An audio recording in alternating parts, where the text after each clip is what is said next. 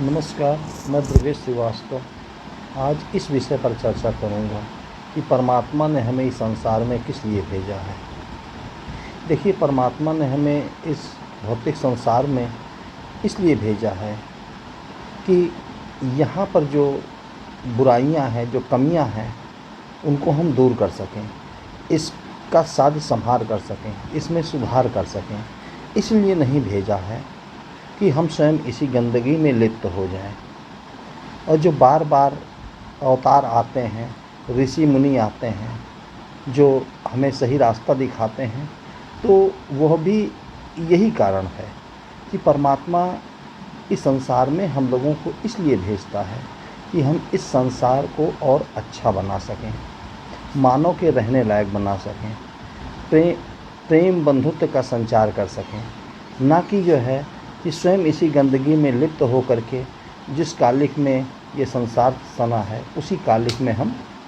भी सन जाएं। देखिए, परम शक्तिशाली परमात्मा और हम उसकी संतान हैं। वो संसार का राजा है और हम उसके राजकुमार हैं। और हम इस भाव से हम वो हैं, हम उस परमात्मा के राजकुमार हैं। लेकिन क्या है कि हम भाई का हिस्सा हड़पने के लिए, पड़ोसी का हिस्सा हड़पने के लिए, 2 फीट ज़मीन के लिए,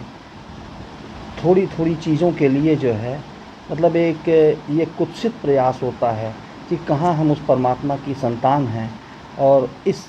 संसार के राजकुमार हैं, और कहाँ इतनी छोटी छोटी चीज़ों के लिए हम जो है मरते कटते रहते हैं, द्वेष पालते रहते हैं, ठगते रहते हैं, लूटते रहते हैं लोगों को। तो हमें इस चीज़ को समझना होगा कि हमें जो है, अगर हम वास्तव में परमात्मा के जो पुत्र के रूप में हमने जन्म लिया है, अपने को दूषित करके न करें और हम उसी परमात्मा के राजकुमार के ही स्वरूप में रहें, तो यह साधना कोई बहुत कठिन नहीं है। देखिए, भगवान राम के चरित्र से हम इसे सीख सकते हैं कि कहाँ उन्हें उनका राज तिलक हो रहा था, कहाँ अचानक वनवास मिल गया, और पिता का वचन जो है आड़े आ रहा था। तो उन्होंने पिता के वचन के सम्मान के लिए राज्य को ठुकरा दिया, और जब वो बन जाने लगे तो लक्ष्मण जी ने भी राजमहल में रहना स्वीकार नहीं किया, बल्कि वो भी भाई के साथ,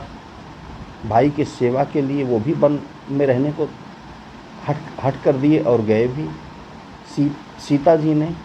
पति की सेवा के लिए जो है राजमहल का त्याग किया। और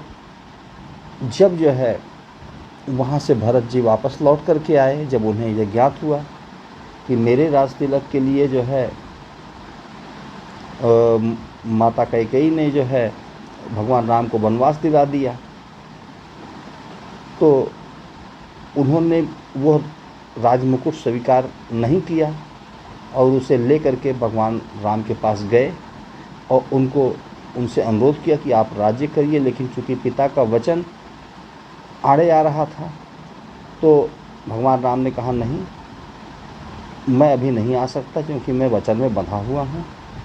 और तो उन्होंने कहा, ठीक है, लेकिन 14 वर्ष बाद जो है आप आइएगा, अगर एक दिन भी विलम्ब करिएगा तो मुझे जीवित नहीं पाइएगा। उन्होंने यह भी शर्त रखी कि जिस तापस वेश में आप रह रहे हैं, वनवासी के वेश में, उसी वेश में मैं भी रहूँगा। मैं भी अयोध्या नगर के राजमहल का आनंद नहीं उठाऊँगा। और उन्होंने अयोध्या से दूर भरतकुंड में एक तपस्वी की भांति उन 14 वर्षों तक जीवन व्यतीत किया। तो देखिए, ये ऐसे लोग परमात्मा के राजकुमार हैं, इनके अंदर अथाह शक्ति है। तो क्योंकि जब राम के अंदर इतना त्याग था, तभी वह रावण का संहार कर सके। ये परमात्मा ने हमें बताया है कि जैसे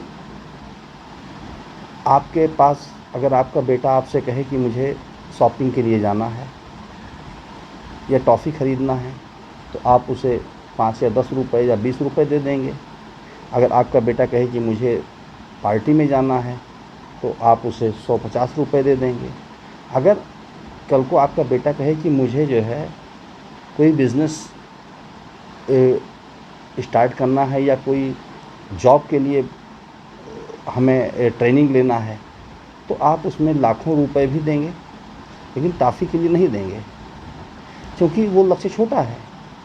तो बेटा जितना बड़ा लक्ष्य रखेगा, तो ऐसा भी हो सकता है कि वो बिज़नेस के लिए इतना पैसा मांग बैठे कि आप जो है उसको दे ना सकते हो, वो आपकी सामर्थ्य के बाहर का भी हो। लेकिन तब भी अगर आपको लगेगा कि आपके बेटे की डिमांड सही है, तो आप उसकी डिमांड को पूरा करने के लिए अपने हित मित्रों से, अपने सहयोगियों से वो धन की व्यवस्था करके करेंगे और उसे देंगे। उसी तरह से परमात्मा हमारा पिता है और हम उसके पुत्र हैं, हम उसके राजकुमार हैं। तो हम अगर किसी की 2 फीट ज़मीन पे कब्जा करने के लिए, किसी से लड़ने के लिए, किसी को ठेस पहुंचाने के लिए छोटे छोटे काम में संलग्न रहेंगे,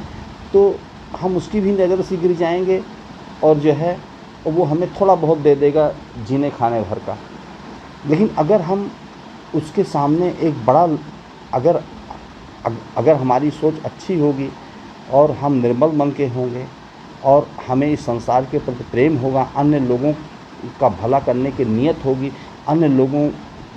अन्य पूरे संसार का हित चिंतन हमारा उद्देश्य होगा, तो हम जब उसके सामने बड़ा लक्ष्य लेकर के जाएंगे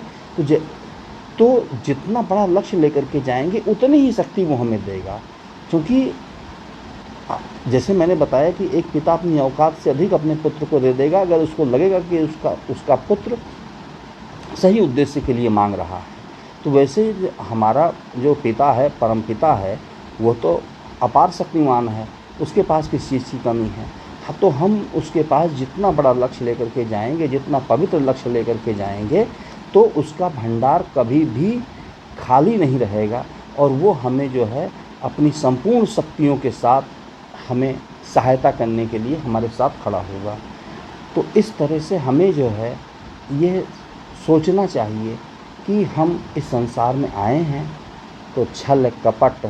द्वेष, दूसरों को नीचा दिखाना, दूसरों की बुराई करना, आलोचना करना, इस काम को करके जो है उस परम पिता की संतान के रूप में जो हमें जन्म मिला है, उस जन्म को अकारथ न करें, बेकार न करें, बल्कि हम उस परम तत्व परमात्मा की संतान हैं, तो हमें उसके हिसाब से, जैसे वो एक चींटी से लेकर के हाथी तक का पेट पाल रहा है बिना किसी भेदभाव के, सूरज की किरणें सब पे रोशनी बरसा रही हैं, हवाएं सबको लग रही हैं, मछली पानी में भी सांस ले रही है, उसके शरीर में ऐसा उसने सिस्टम फिट किया है, उसने कहीं किसी के साथ भेदभाव नहीं किया है, सबको बराबर किया है। तो हम उसी परमात्मा की संतान हैं, तो हमें भी उसी तरह से सोचना होगा। और जब उस तरह से सोचेंगे और हम बड़ा कदम उठाएंगे तो वो हमारे साथ होगा, तो वो हमें पूर्ण शक्तियों के साथ मदद करेगा और हमें वो शक्ति देगा। तो इसलिए हम ये कहते हैं कि आप जो है अपनी आत्मा, ये कठिन काम नहीं है, अपने मन से द्वेष भाव को हटाइए, निर्मल मन से इस संसार के भले के लिए सोचिए, अपने परिवार के भले के लिए सोचिए और संसार के भले के लिए सोचिए, तो परमात्मा आपको सदैव शक्ति देता चला जाएगा। और